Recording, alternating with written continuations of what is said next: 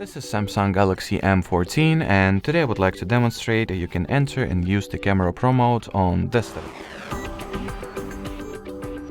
So that's a very simple thing to do. You will need to launch the default camera app first, then move this selection to the More section or More modes, and then enter the Pro mode.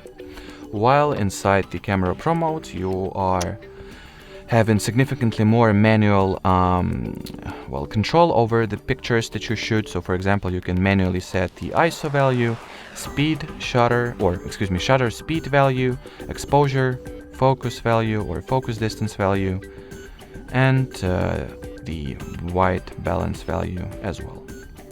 Alrighty, so that will be it for this video. Thanks for watching, thanks for your attention, and bye bye.